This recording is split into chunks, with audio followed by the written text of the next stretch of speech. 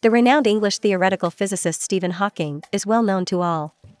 Although he was crippled by the life-threatening condition amyotrophic lateral sclerosis, his brain is still fully functional.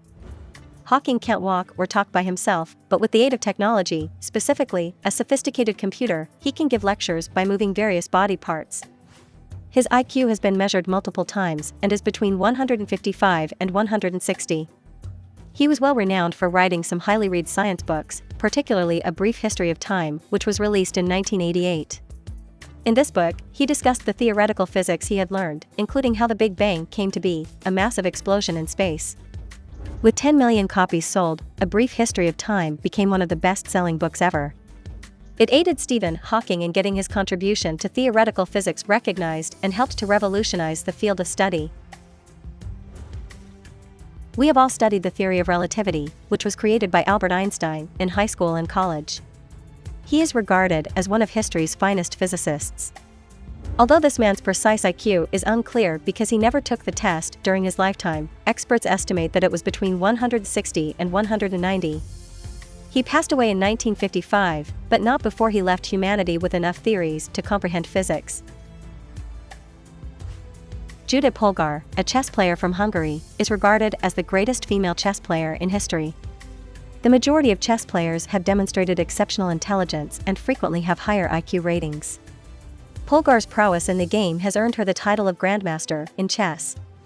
She has established herself as one of those with the highest IQs after undergoing many IQ tests. She has a 170 IQ rating. Chess is a game that requires a lot of mental fortitude. The highest IQ scores are frequently seen in native chess players, and chess is a traditional and revered game that draws players from all around the world. When Judith Polgar reached veteran level at the age of 15 and became the youngest veteran at that time, she is regarded as the greatest female chess player in history. She was also among the first female veterans in the World Chess Championship, and she was the first woman to triumph over veteran number 1 Garry Kasparov. She still acts in the same winning style today. Another genius is an engineer, mathematician, and computer scientist. Philip Emeagwali is from Nigeria. In addition, he has a number of advanced degrees to his name.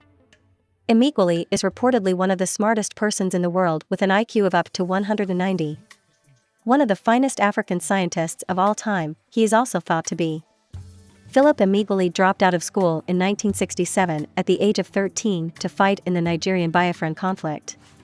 He subsequently completed his high school equivalency, earned his undergraduate math degree from Oregon State University, and went on to get 3 graduate degrees in math, marine engineering, and environmental engineering.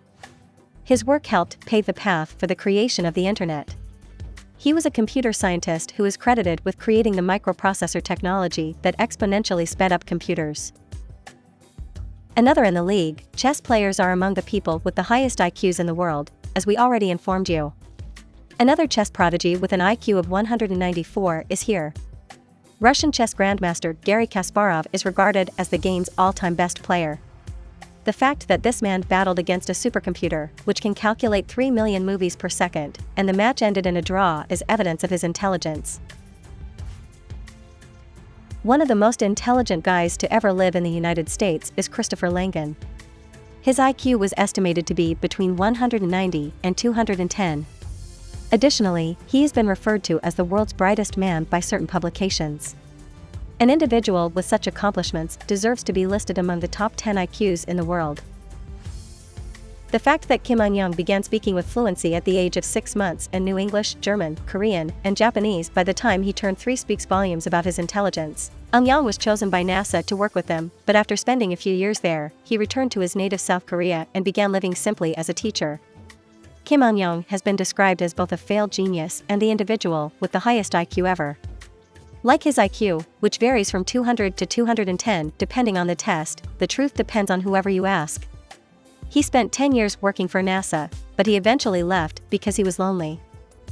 At age 13, Christopher Hirata made history by becoming the youngest American to take home a gold medal from the International Physics Olympiad. However, he had already finished college before that.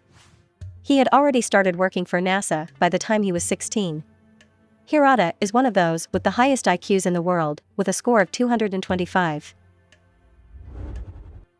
Mathematician Terence Tao is a genius. He began learning math at the age of 2, and by the age of 20, he completed his doctorate. He received numerous honors over the years for his work and contributions to mathematics. According to calculations, Tao has an IQ between 225 and 230. He continues to be the Olympiad's youngest winner of all 3 medals. Terence Tao enrolled in the Research Science Institute at the age of 14. He earned his bachelor's, master's, and doctorate degrees when he was just 16 years old. He continues to hold the record for being the youngest Olympiad medalist overall. He was UCLA's youngest ever professor when he was 24. It's time to meet William James Sidis, the most intelligent person to ever live on the earth. Although his IQ has not been determined, experts estimate that it was between 250 and 300. More than double than an average person. At the age of 11, he went to Harvard to study mathematics. William James Sidis is a different person whose precise IQ is unknown. After completing his studies, he started teaching, but soon discovered that the older students in his class did not appreciate being taught by someone they thought to be a boy. His quick ascent through the school system cost him his ability to retain close friendships, which affected his social life. His involvement in socialist movements led to legal issues, which he dealt with for the remainder of his life. In addition, his parents, who were trying to change his political ideas, sent him to a sanatorium for a time. The disturbed genius abandoned mathematics and academia completely after his release in 1921 and followed a life that was mostly normal. He had a brain hemorrhage and passed away at the age of 46.